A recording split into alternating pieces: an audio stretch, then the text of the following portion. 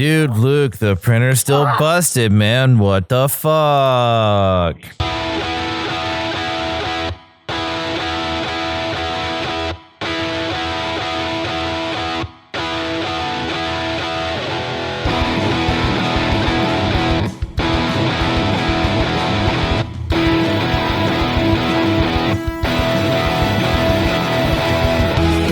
How's it going, everybody? Welcome to episode 128 of the Topless Robot podcast. My name is Ryan. I'm Tyler. Sometimes I'm Brooks. And I'm sorry you had to hear all that. I'm sure they love it. So now that we finally have Kalen back, I wanted to get Kalen's opinion on Bloodstained coming to Blasphemous. Oh, shit. To start, I love Blasphemous. I have played it and beat it, and then I beat it again with each of the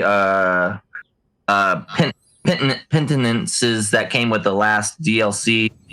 Impose different challenges on you throughout the game, like no mana, not health bars and stuff like that. So I beat it like 4 or 5 times. I love that game. I've never played Bloodstained, and so I need to go. I need to play it because I would want to revisit Blasphemous again. Yeah, definitely. Is it out? Like out? Yeah. Out? I don't think the DLC is out yet. I checked it after we talked about it, and the update told me all about that stuff. I couldn't access it, but I also haven't beaten the game, so. And I saw that they added like an arcade machine in the game that you can like find and like play like a retro version of things. So like, yeah, I need to get back into it because I love that game. Maybe I'll my indie game Thursday. They made a significant change to like the title cards and stuff too. It's kind of cool. Yeah, I know they did it with the last DLC. It was really pretty. I liked it. That might have also been from that too. It had been a minute since I had fired it up because I got stuck and got distracted by Hollow Knight instead. So yeah, the new free DLC is called Strife and Ruin. And it's out. It looks like it. Yeah, it looks like it came out on February 18th. Awesome. That's exciting. I love that. He hangs up and goes plays it right immediately. Right. And I'm out. I wouldn't hang up. I would just. But yeah, Bloodstained is a lot of fun. If you're a Metroidvania fan, or if you're a fan of Castlevania Symphony of the Night, then Bloodstained is a great game. It's an absolutely great game. It's an Igavania without being a Castlevania game. So It's pick it up. It's pretty dorky too. I love it. I think one of the reasons I never picked it up is because of all the problems it had on Switch. They did resolve those. I still wouldn't play it in docked mode because it looks pretty fucking ugly in docked mode. It looks fine in handheld mode, but man, it suffers in docked mode. Really? Frame rates are fine. Well, it's just kind of muddy, like when it's like there aren't any graphical enhancements for putting it into dock mode, except they like up the resolutions and the textures of everything are all still pretty low res for the 720p screen. So good thing I have a tiny TV. But yeah, it's a really, really great game, and they did eventually get it running to an acceptable degree on the Nintendo Switch. It's definitely kind of pales in comparison to its next-gen console counterparts, as you might expect, but it's still perfectly playable. It was horrible when it came out, right? Like it wasn't able to. Yeah. And back in the yesteryears, I bought it on sale and still had some problems with it. And like, I can't remember. I downloaded it and launched it, and it crashed immediately. And I had to restart my Switch in order for it to start up. Holy crap! Yeah. I'm glad that they resolved it, but I'm also glad that it ended up a decent game because I was kind of worried about it. I didn't want it to be like a Mighty Number 9 situation. Where the shit out of this original creator's like new version of the game for it to like be trash. So I thought Mighty Number 9. Please don't ever say that. Please don't ever say that name in my presence again. Mighty Number 9. Mighty Number 9. Number 9. Wasn't that the guy who like the original Mega Man guy? Yep. It was. I think we might have killed this. We broke him. And I mean, I think everyone was kind of worried about that because it was around the same time as Mighty Number 9 actually released, I think, when Iga did the campaign. And people were a little concerned, but overall... Because of Mighty Number 9. Yeah. That because of game Mighty sucks. Number 9. Mighty Number 9. Yeah. I'm pretty sure it was because of Mighty Number 9. Mighty Number 9. Which was like a Mega Man. Yeah, it's a Mega Man game.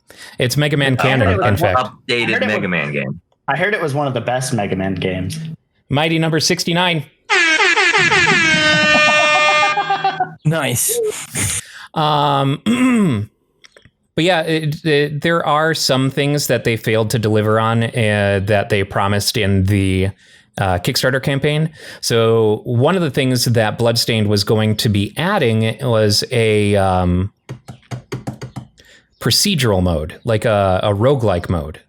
And it ended up, I guess, being too technically challenging for them to implement. So they still have, instead of it, their compromise was they released a randomizer. Yeah. Okay. But yeah, I haven't played it. I'll just play Dead Cells if I really want that. Yeah, right. They also recently came out with a classic mode, which is like classic Castlevania style. So that's pretty interesting. So none of the RPG elements that were made normal by Symphony of the Night and things like that is like classic Castlevania. So you just hit things until they die. Yeah, pretty much. And you get whip upgrades, like and stuff like that. But you've got a whip and you can only move on a 2D plane, and like even the way that you climb stairs is classic mode. The fucking knockback is classic mode, which sucks. Yeah.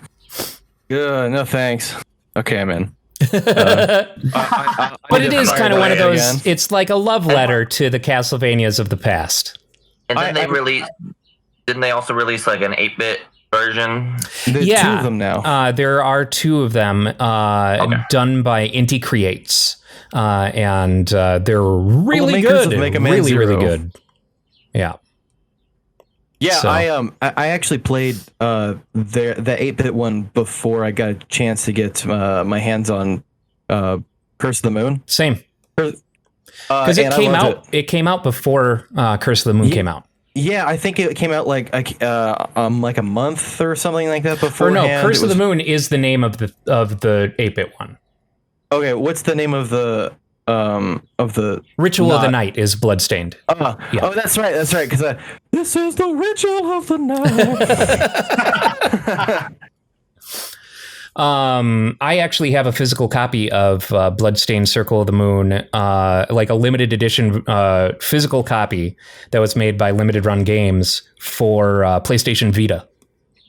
Oh. And it's like modeled to look like an NES box and stuff like that. It's great. Not like it's modeled to be a PS Vita box. Big sticker on it says not for resale. So, a game that I had never heard of dropped a couple of days ago, I think. And the reason that it caught my attention is because it is a Devolver Digital published game. And we all know how we feel about Devolver Digital. The things that they release tend to be very fucking good. And so I was very curious. So I bought the game sight unseen. Like I just got a notification on Steam because I follow Devolver Digital on Steam. And it's like, got an announcement that this game was released. And it's called Loop Hero. And So I looked at, the screenshots and stuff like that, and I couldn't make any sense of the way the game worked, but I bought it anyway. Started playing it yesterday. I've got like 6 hours in, and it's great. The premise is that the world has been destroyed by the Lich, and for some reason you are still alive, but you have trouble remembering most things. And so you can't... Basically, you go out on expeditions and fight things, and in doing so are remembering the world around you. And so what happens is your character is represented by a very lo-fi little pixel thing on a circular path. And they follow on this path, and you can see the monsters represented where they're spawning on your path and whatnot. And you've got a day counter as the day goes by. When you go into fights, you're completely hands off. Your character does the fights for you, and then you get drops from that, and that'll be armor and weapons and things like that. And so you can equip those, and you can even equip those mid-fight. Even just by hovering over the items in your inventory, it pauses the fight so you can equip whatever you want. But when you equip something, you lose what you're replacing permanently. And which isn't really a problem, because they give you an influx of gear like on a regular basis with every single fight, because you start out with nothing. You start out fighting barehanded and stuff like that, and you have to actually beat some things in order to get equipment. Another thing that you'll get from those fights are cards. And those cards are representative of elements that you can place in the world. And some of those things can be placed on your path in order to change the biome of the path.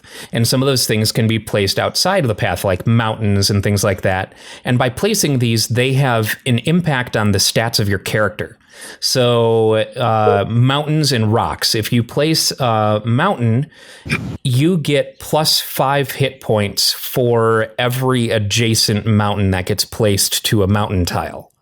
And if you do a grid of 9 mountains or rocks, it turns into a mountain peak, which will spawn harpies and give you a permanent 120 hit point boost. So by going through this loop, you change the loop and you change the world, and you increase the monsters that you encounter and the variety of monsters that you encounter. And at a certain point, and so there's a campfire that marks the start and end of every loop. Though many days will pass as you're going through the loop. So with that campfire, that is your safe escape. So if you feel like things are getting too difficult and you might die on your next run, on your next loop, then once you get to the campfire, you can escape and take all the resources that you've gathered from that run in order to build up your base at the campfire, which improves future runs and actually gives you more cards to be added to your deck that you can get from defeating monsters and stuff like that, and unlock more classes. So like, for example, the first class that you start as is Warrior, and when you unlock one of the buildings at the campsite, you unlock the Rogue. And the Rogue's equipment layout is very different. They can dual wield weapons, and your stat bonuses and focuses shift for the Rogue character for avoiding attacks and counters and stuff like that. It's really neat. I while you were talking about it, I took a look at their website, and it looks pretty cool. Actually, the website's kind of weird. It's very throwback. But the loop system looks pretty cool. Yeah, it's a very interesting way to approach this kind of thing. I would actually want... it looks like something that I would want to play like on a mobile device.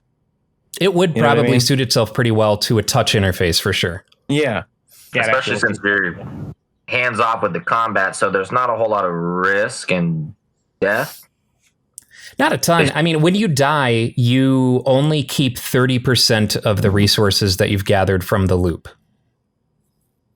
And if you retreat in the middle of a loop, so not at a campsite, you keep 60% of the resources that you gained on that loop.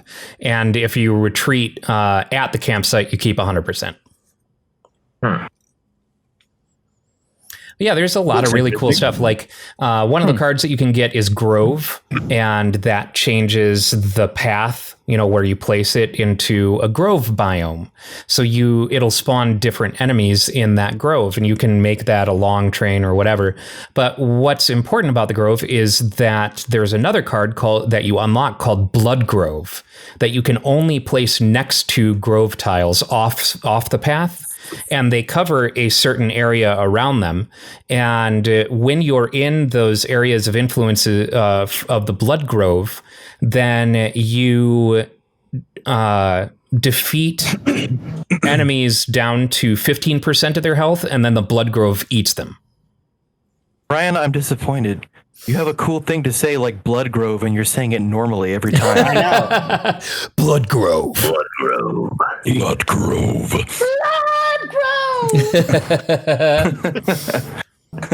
Yeah, it really surprised me. Like, I should say it. I shouldn't say it surprised me because Devolver Digital, duh.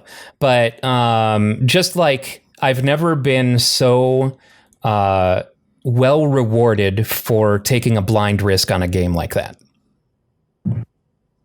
Way to go, Devolver Digital, keeping Ryan nice and I can't. I'm having a hard time getting over the not fighting your fights thing. Is that weird at all? Not really, because that's not the focus of the game.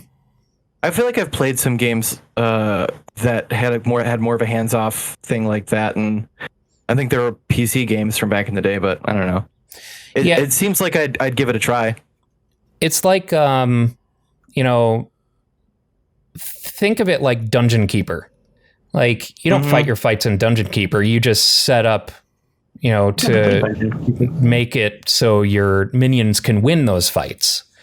And, so the game isn't an RPG. It isn't a fighting game. So that being hands-off makes sense. There's plenty of game to be had that's not those fights. Yeah, you get to navigate menus. Is it only on Steam? I'm not sure. I know that it doesn't have controller support. Like, I tried to start it up with my controller for the very first time and just didn't recognize it. So I think right now it's only on Steam. That makes sense. Hopefully they port it to something soon. Like I said, I would actually like to play this game on my phone. Yeah, I would. Looks like a good bathroom. That could be a good Switch game too. Just like it looks exactly like the kind of game I'd want to play on the Switch. I wouldn't be surprised if it. Let's see, platforms: Mac OS, Microsoft, Windows, Linux, Macintosh operating systems. Yeah, so only PC, only computer. I wouldn't be surprised if it ended up, this is a very cool website. I wouldn't be surprised if it ended up on a mobile device or something like that. Because like I said, the style of gameplay absolutely lends itself to touch controls.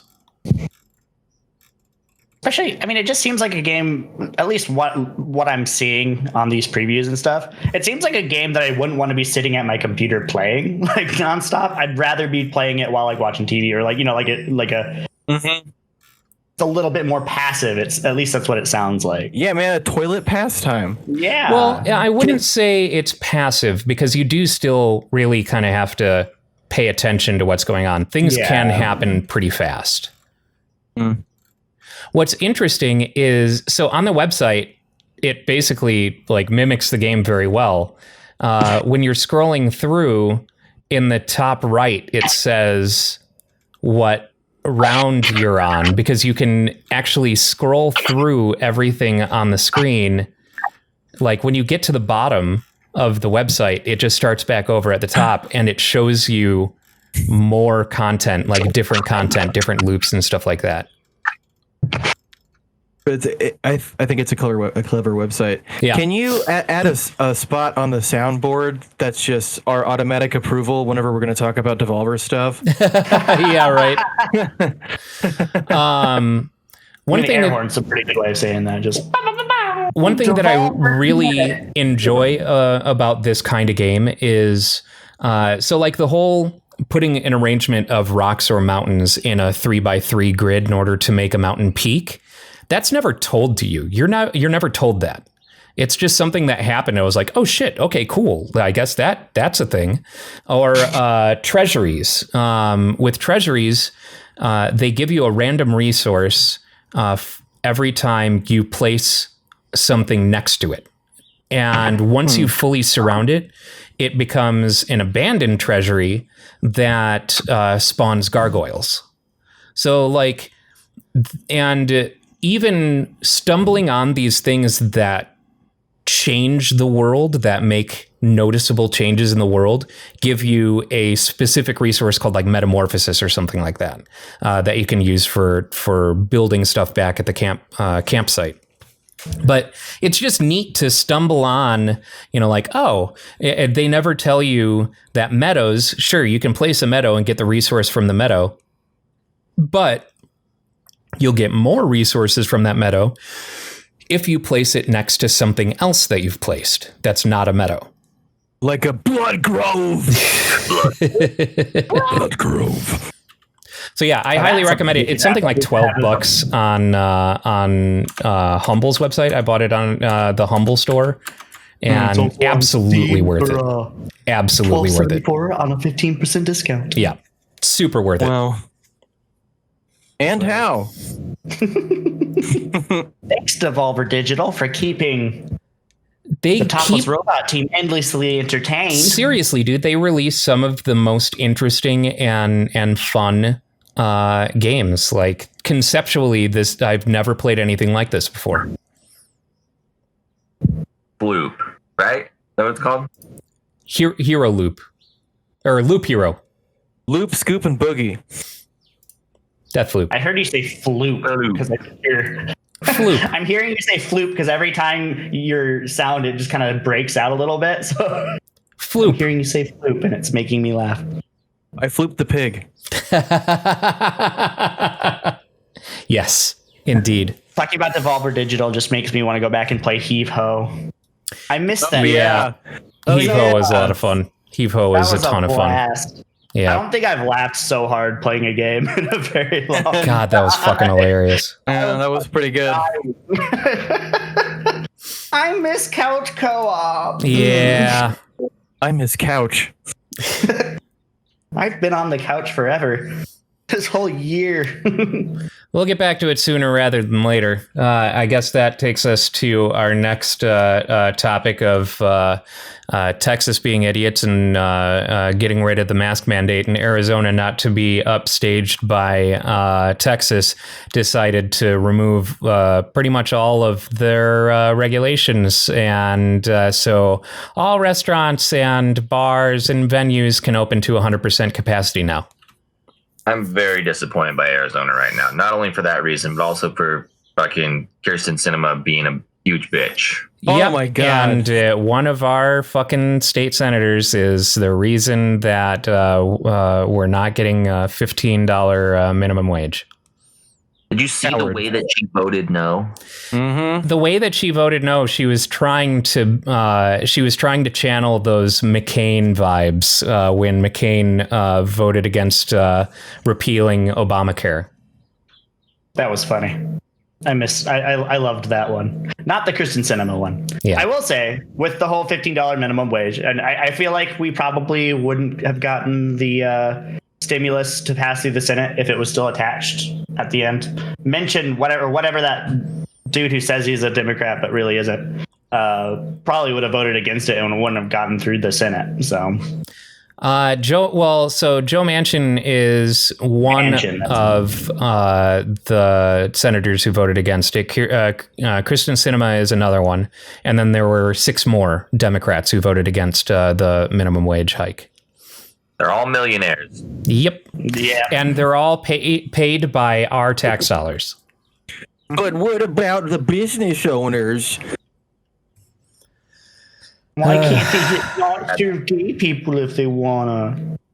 It's sad that people are still making like $7 an hour some places. That's nothing. Yep. Yeah. You live on that. You can't. Yeah, you can't. Even Arizona has it up. What's our minimum wage here? Is it It's 11 like now? 11. Yeah. Yeah. National minimum wage is $7.25. 5. Which hasn't changed for how long? Very long time. Yeah, that's it's dumb.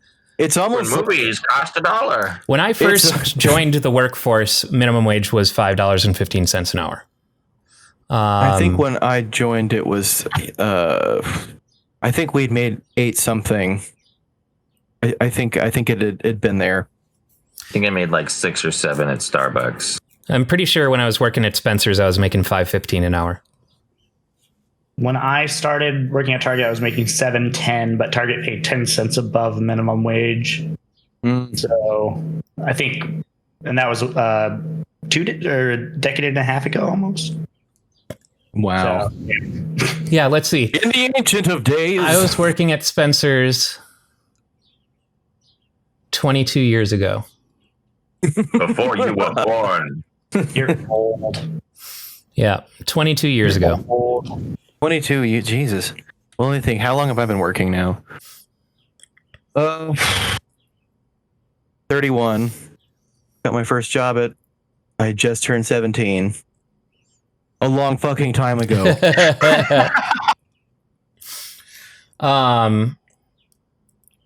So yeah, Red that's Lobster.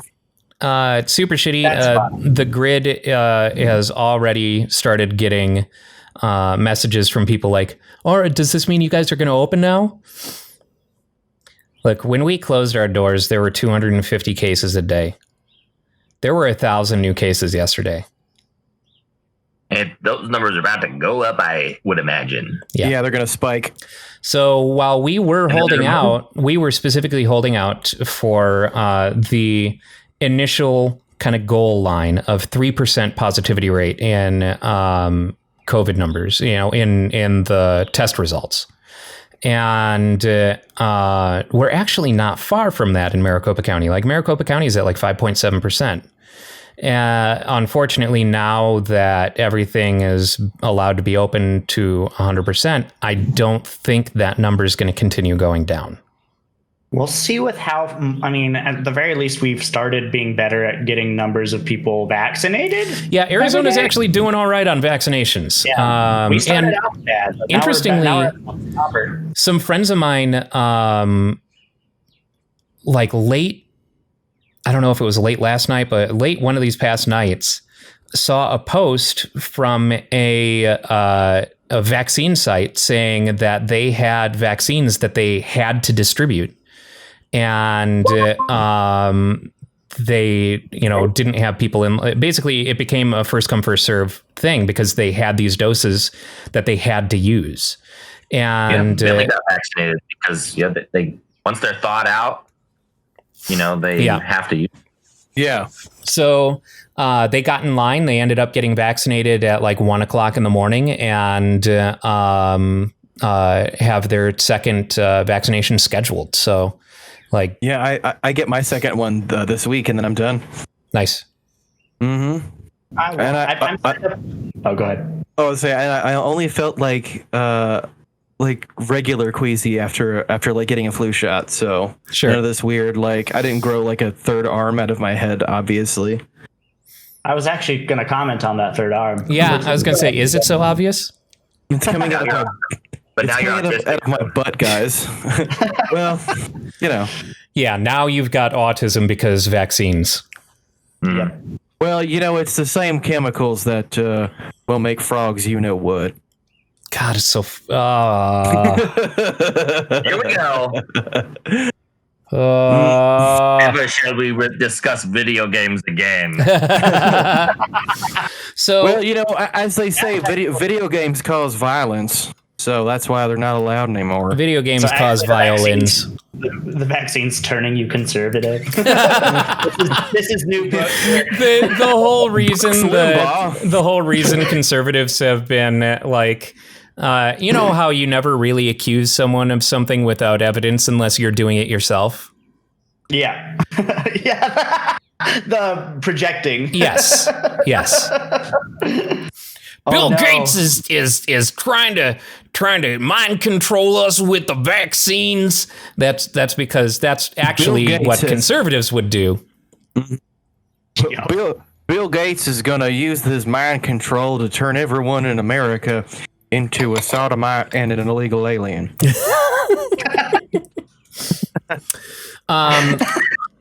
So something that I wanted to bring up.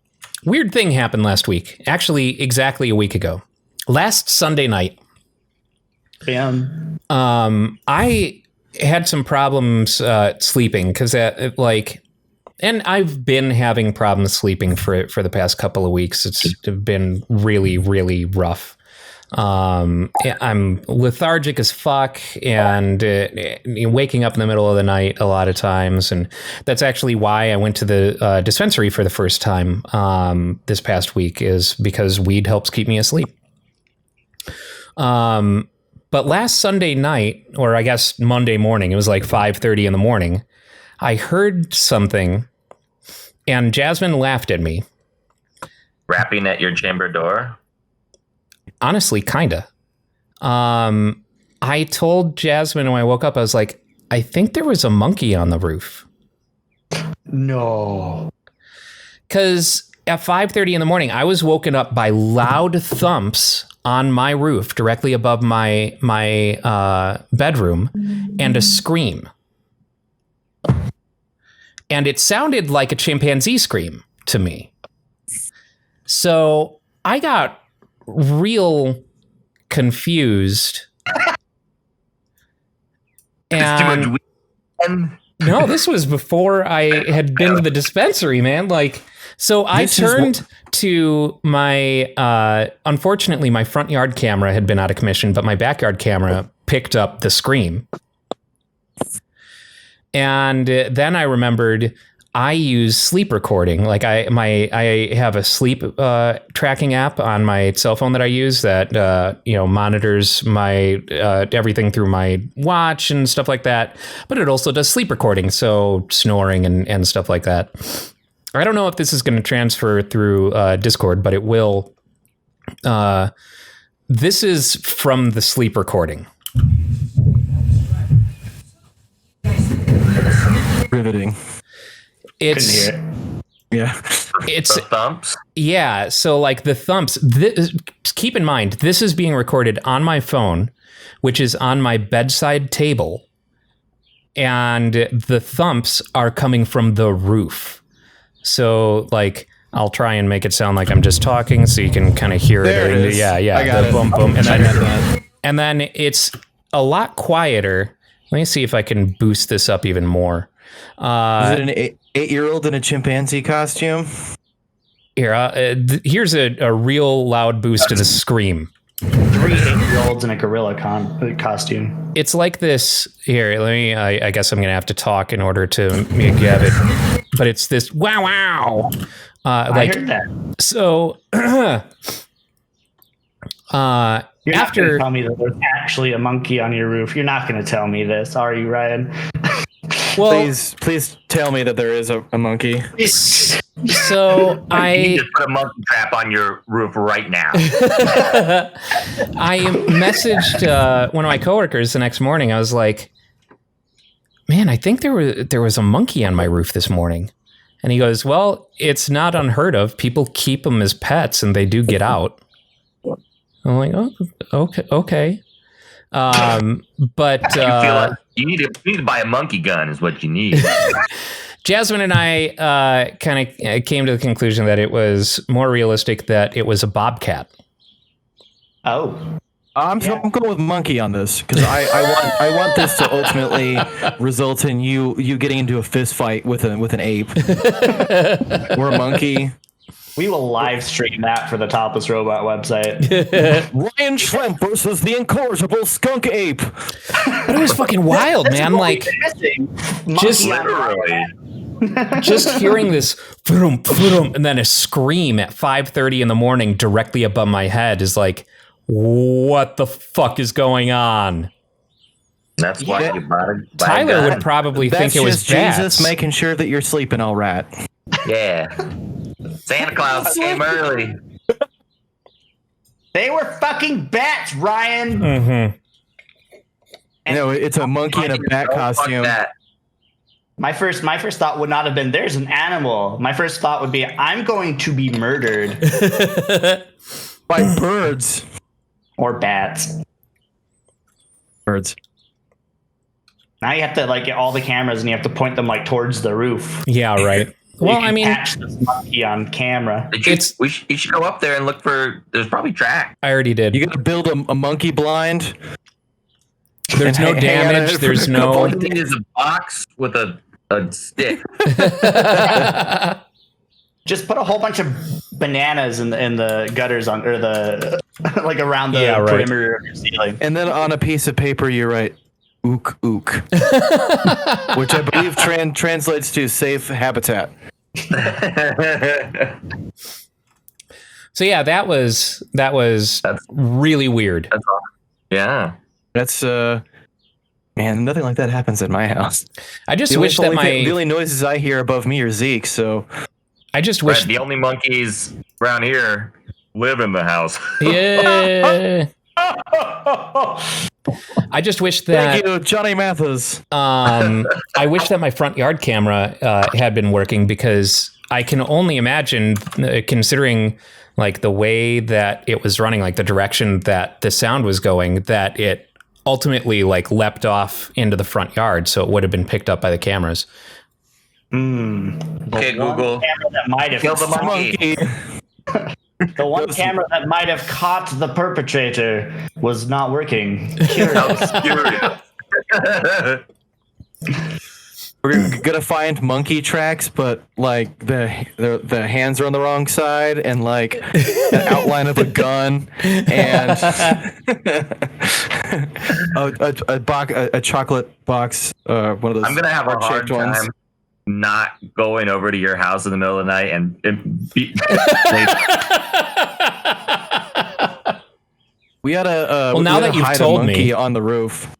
No, just all of us in the middle of the night wearing monkey costumes go into his house and stand around his bed. Bang on the windows. No, you see, what we'll do is we'll get taxidermied monkeys and then just put them on RC cars and have them slowly roll towards the house. or we could just get, like fake monkeys instead of monkeys. It's more lifelike if they're dead. How ironic. Hold on.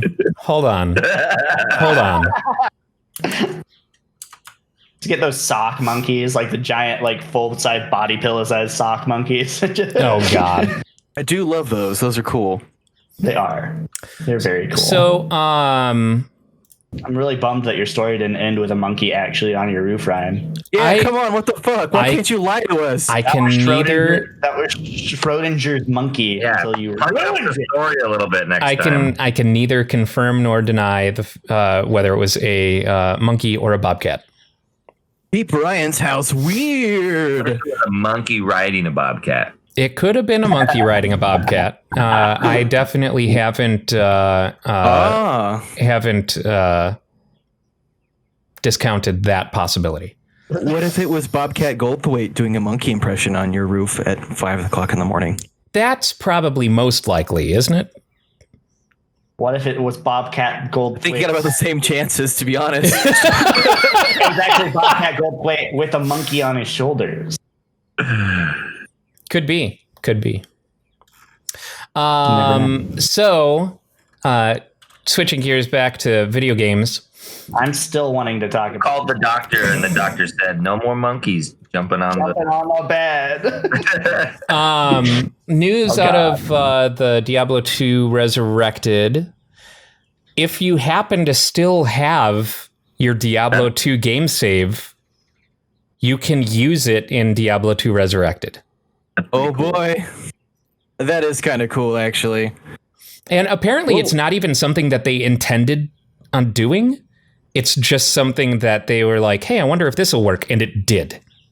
Uh-huh. Yeah, because they really didn't change anything besides the graphics. Yeah, the visuals. Yeah. I love that. Do you what was that There was like a football arcade game where you could bring your N64 memory, or something. Or was it Blitz? Plug. Yeah, I think it was Blitz. I've always thought it was that kind of thing was cool.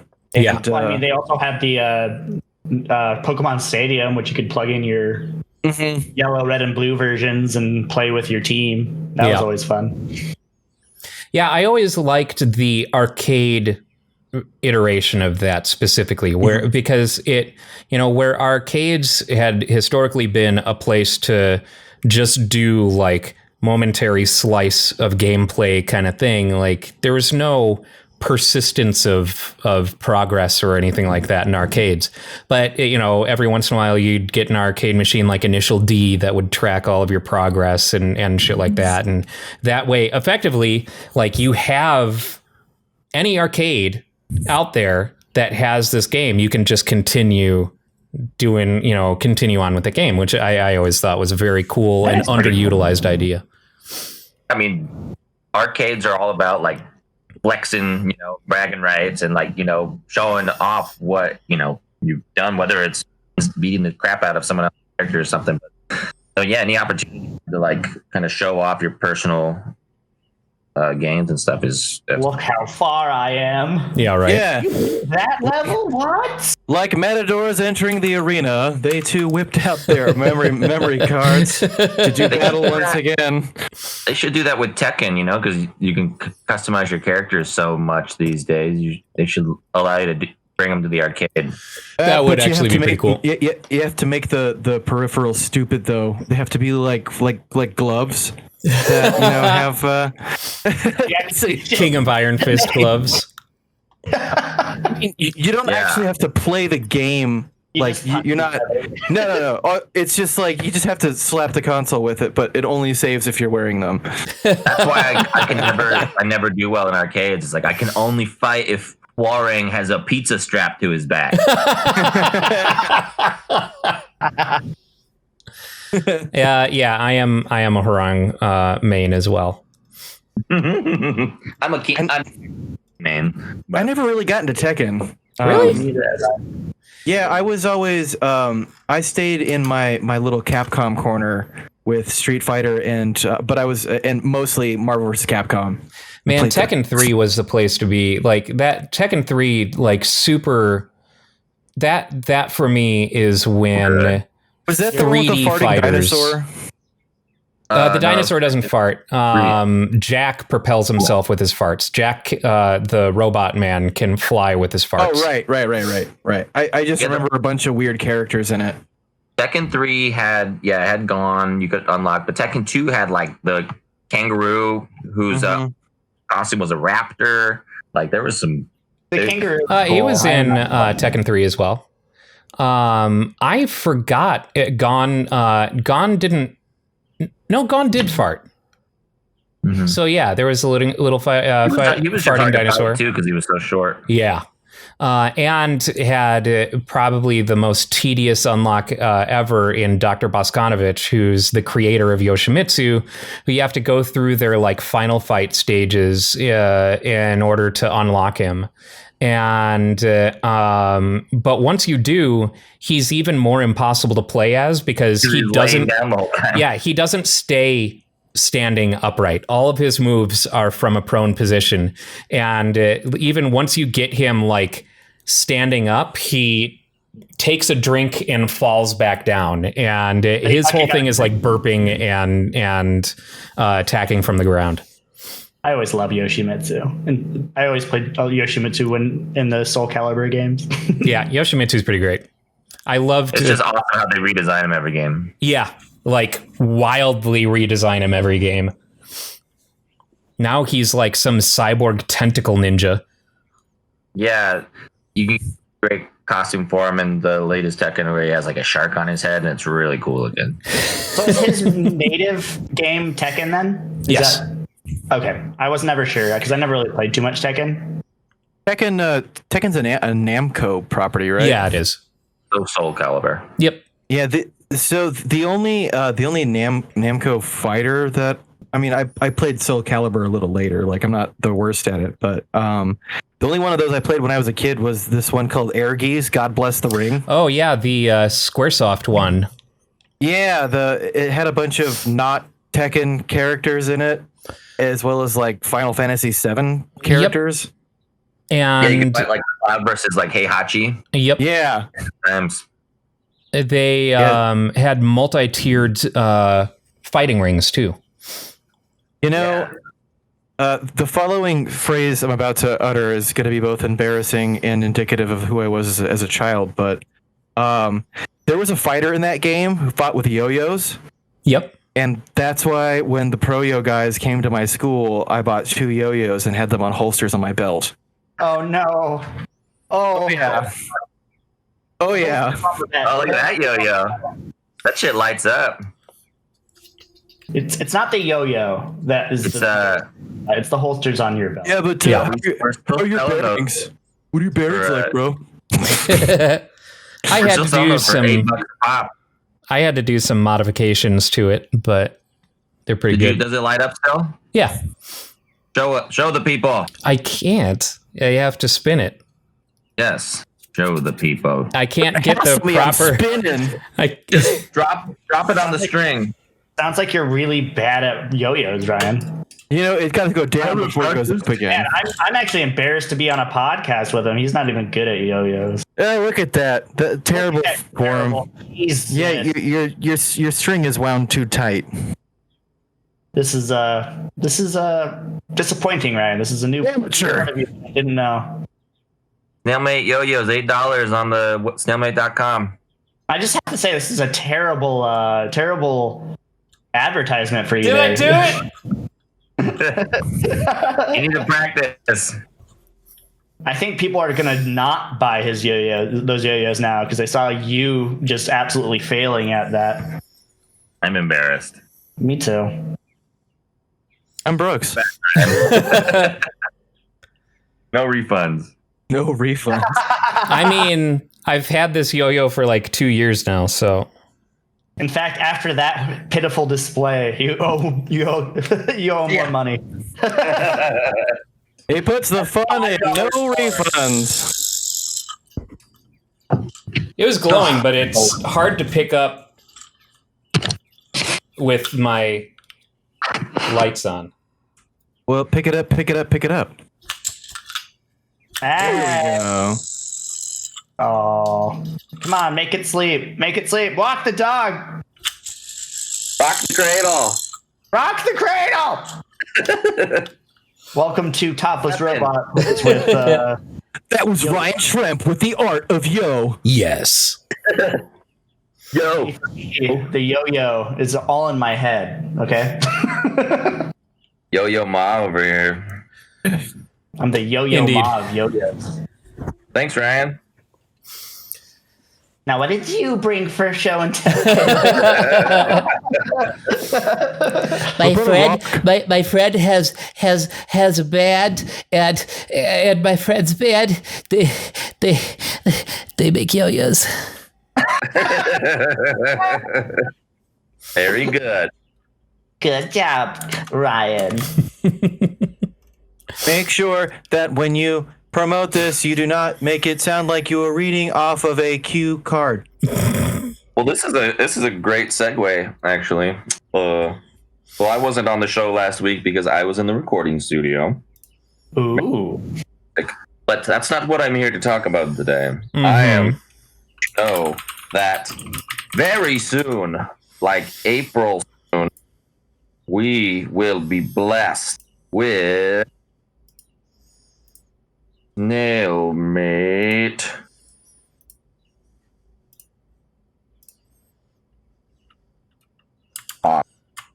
Hot sauce. Okay. Oh, nice. Hell yeah, dude.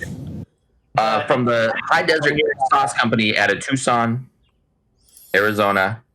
This is Tucson. Let's see. Ghost pepper. It's got guajillo peppers, white vinegar, apple cider vinegar, orange peel, reaper, agave, and elderberry in it, and salt. Mm. It's going to be a spicy coffee, yummy hot sauce. Nice. Your mother was a hamster and your father smelled of elderberry hot sauce. Hell yeah, Also, dude! Congratulations. The lighting on the picture there was kind of weird, so I thought they were hot dogs for a moment, and your mouth. So I was like, "Wow, Snailmate branded hot dogs." We're not that cool, Tyler. You're just like painting. I would buy Snailmate branded hot dogs or even bologna. Drag the hot dog across the table. Leave a snail trail. It tastes just like Kalen. Nasty. Just it was it's all hot dogs that were specifically bought and then marinated in the bathtub that you used for the hot sauce for blood music video, and they're gamer girl hot dogs. Yeah. Gamer girl hot dog water. Free chocolate starfish with any purchase. Flavor, he actually marinated those hot dogs while wrapped in his own dirty underwear, just to give us a little bit of the extra Kalen flavor. Yeah. Yeah. Aside from anything else happened this week, like I swear that this week was very season finale of WandaVision was on Friday. It's true, but we can't talk about that. No, we can't. Yeah. I will say I think it was great. Yep, me too. But that shouldn't be a surprise because the series has been great. After what we talked about last week, I finally started watching the Harley Quinn DC cartoon. Yes. Holy shit, that's fucking amazing. It's so good. It's fucking hilarious and a great comic book show. Legitimately outstanding. And the number of people in that, Jim Rash and Giuseppe, whatever the fuck. For that. Is that on HBO Max? Yeah. Yep. It is cool. Like, you were talking about it being more of an adult cartoon. I was not prepared. Oh, yeah. I was absolutely not prepared. F-bombs for days. First person who dies literally has their face ripped off. Yeah. And you see it all. It's great. And Alan Tudyk is many different voices in it. He's a voice of the Joker. He's a voice of Clayface. He's, yeah, he's great. Does it compare to the gleaming luster of Paramount Plus TM? Oh yeah, Paramount Plus released, which, I mean, I was already a CBS Anywhere subscriber, so that... Excuse me, CBS All Access. All Access, whatever the fuck. Does it transfer? It just turns into Paramount Plus. So, yeah, it was kind of annoying. Sounds dumb. My dad has CBS All Access. So it's actually pretty great because it takes, so, they're all Viacom. So that means that we get a whole bunch of Nickelodeon stuff. We get a whole bunch of MTV stuff. And Cheers. And yeah, all the CBS stuff that they already had up there. So I started, oh God, no. Star Trek Discovery. What? All Star Trek. Next Generation isn't on there, is it? No, it's been. I'm pretty sure Next Generation's on Netflix. Well, I know that Netflix has always had Star Trek, just like Amazon has always had Star Trek. It's kind of, I don't know why, but I don't know if they're ever going to pull them or not. If they pull Star Trek, I've noticed that whatever Star Trek ends up on, as far as formatting goes, nerds follow it for some reason. Like Blu-ray, yeah, it's almost Star like Trek, and like the Terminator. Star Trek Discovery is. But I started watching Ink Master on Paramount Plus because I like tattoos and I like Dave Navarro. And I've never Is it actually trashy reality watched TV. Yeah, it's trashy reality TV. I've never actually watched Ink Master. So what bothers me is Ink Master falls into the same category as like Sci-Fi's Face Off for me, where it's like that show. They're actually legitimately doing like very, very cool and incredible things, and they're genuinely very talented people. And I love to watch that without the manufactured drama. Oh my God. Face Off didn't have any of the manufactured drama for the most part, because in Face Off, like if a competitor or something was falling behind, other people who were like ahead on or further along in their projects would drop what they were doing and help the person who was struggling to keep up and stuff like that. It was always about supporting each other and whatnot. And Face Off. It sounds like a millennial type of show right there. This Ink Master, it's way less of that. It's a bunch of, you can see who's an asshole right from the get-go, and they're Dave Navarro. They are, well, Dave Navarro's not really. He's a very sweet guy. They're okay. You can tell who's an asshole just by some of the names that they've chosen. Season 1 has a tattoo artist from New York who calls himself Al Fliction. Wow. Does anyone just put like AAA like when they're doing an arcade game? Affliction. Affliction. Yeah. And then his friend Thom Hardy. He's a real asshole. He's just kind of a prick and who picks fights. And he didn't want to wear an Affliction shirt onto the show, so they just let him change his name. But yeah, my signature is just a fleur de lis and a skull. It's still very cool to see what they do and how they're judged by industry veterans. Because like for me, I think of, like I get my tattoos. I want, decent coloring and shading and good cartoony, representation or whatever representation of what I'm going for, which is like usually video games and cartoon characters. So like, I don't think about the different generational styles of tattooing. I know I'm aware of them, like old school and traditional American traditional style and stuff like that. But I don't know how to tell what's a good American traditional tattoo. Like I couldn't tell you the attributes of a good American traditional style tattoo. And neither could anybody at a rockabilly show. I don't know if you noticed, but yeah, I wouldn't be able to. Yeah, right. So that one that's right on my ass. It's cool to like see what the judges are breaking down specifically when they're judging for each of the different challenges.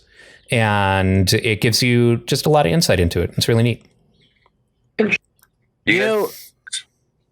Oh, sorry, go ahead. Do you guys have tattoos? Nope. No? I'm lazy. I have a lot that I want, but working for as little money as I have been for the last 7 years of my life is I've chosen to do things over getting tattoos. But no longer. Me either. Welcome to the adult world. Am I the Brooks. only person on the podcast who has any tattoos? That's weird. I've never met anyone else without tattoos. Yeah, I haven't had. Because Dan tattoos. doesn't have any tattoos. Oh my God. Well, it's because Ryan took them all. Actually, slowly absorbing one every. Here, I'm just like, 15 impatiently awaiting for when I can get my next tattoo.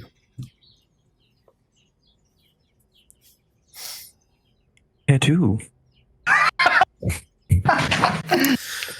Ryan's just all of our tattoos. That son of a bitch. Okay, so that Ink Masters is the name of the Yeah. show. Where, as far as manufactured drama goes on the show, where do they? If you had to compare it to a more egregious example, what would you say it was like? From Great British Baking Show to On Stars. I mean, I'd say it's somewhere in the middle. Like it's definitely not like they don't put a ton of the focus on the drama. Mm-hmm. But there is drama there, mostly because of the personalities that they invite on. You come here to make friends. Yeah, there are some people who are going into this with that mentality of like, I'm not here to make friends, I'm here to win. And I think that, in general does a disservice to reality TV. Like that's where I usually shut out, is when they're focusing on that kind of shit. But the focus is definitely on the what they're doing and their technical capabilities and their ability to receive feedback and things like that. So, when that's the focus, what's the glass blowing one that's on Netflix too? Blown Away. I absolutely love that. I love reality shows that focus on technical prowess and really cool things like that. And sure, I mean, I guess in order for it to be sellable, they have to concoct some amount of fucking drama. But as long as they keep that to a minimal and it's not the focus of the series, then, I'm happy to watch a bunch of artisans practice their craft. Well, I retort with the Great British Baking Show because there's zero drama on that show at all. And it's That's so not true. fascinating to watch. That's not true. Bingate. Well, huh? Are you not familiar with Bingate? Bingate. Where the old woman threw away the guy's... Rub on your... Yeah. No, I saw that. I mean as far as the every episode, there's some cutaways of people talking shit about each other. They just nobody does that. It's and great. The crafty show that Nick Offerman hosts with Making Leslie It, Knope. I think is what it's called. I want to say that's right. And they don't really have any drama either. So, like I said, there is drama. It's just not the focus, and it's of a degree that I can tolerate it to watch these people work. I want to go back and watch Chopped now that Kalen just said Chopped. I'm pretty sure he said Chopped was amazing. That's such a good show. Do not read from the Necrodramicon. Don't forget, Alton Brown's a piece of shit. Oh, is he? What did he do? What did he do? You didn't hear about this? I thought that we even talked about it on the podcast. Don't break my heart. Alton What Brown, did he do? when Biden was being inaugurated, Alton Brown made a fucking shitty Holocaust joke. Did he? Yeah. What did he say? I hear about this. He asked if what color the concentration camp get-ups were going to be when Biden was being inaugurated. He's a fucking brainworms conservative. I did not know that. Picture that from him. Yeah, I didn't expect it at all, especially considering how close friends he is with Adam Savage. That's very disappointing. Huh. Yeah, that is bummed out. Oh, I guess it wasn't on Inauguration Day. It was on Election Day. Oh, okay. Oh, bummer. Yeah, he said it was on November 10th. He said, "Do you think the camp uniforms will be striped like the ones at Auschwitz, or will plaid be in vogue?" Oh, and he said something about not having any gold fillings. He apparently was referencing how afraid he was for the country and used the Holocaust in an attempt to make light of the moment. Why is that everybody's go-to? There are far more things that you can make comparisons to without having to jump to that one. Yep. It's super low-hanging fruit. Yeah. Disappointing. Mm-hmm. I liked him. I liked him too. I liked the content that he produced, but considering that point of view, I will not be supporting him by consuming his media. I'll just watch it on pirating, so then he doesn't get supported.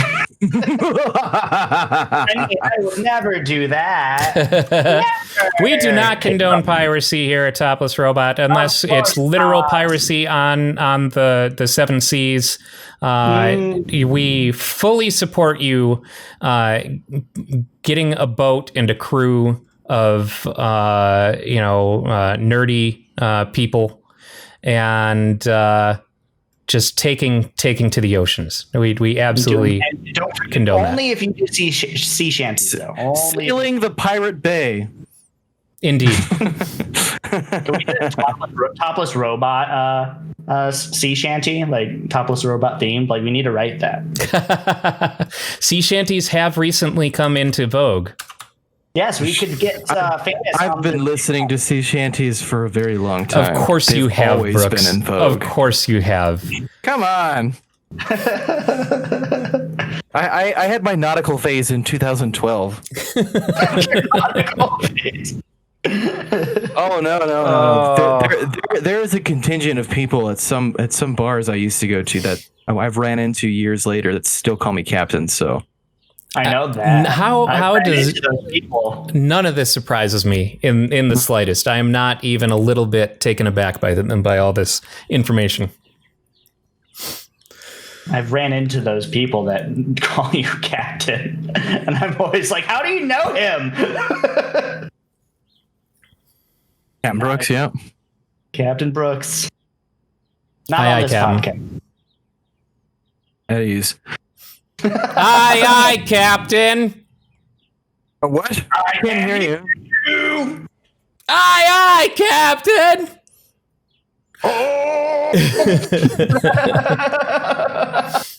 Who lives in a pineapple under the sea? Absorbent and yellow and porous is he. His nautical Where's the not touch mute it something you button? wish.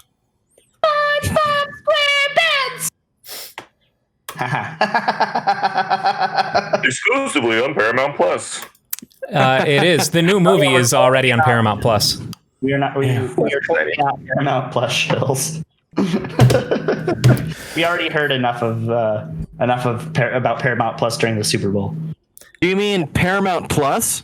Yes, Paramount An Plus. exciting streaming service? Paramount Plus, Plus. the new parent company of Topless Robot. Paramount Plus. Wow. Join us on the mountaintop.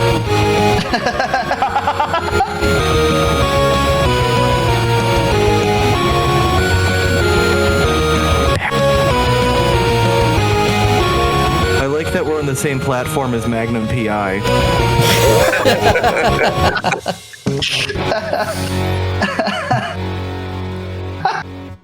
Welcome to the post show, everybody. Yeah. That was the end of the episode. That was the end of the episode.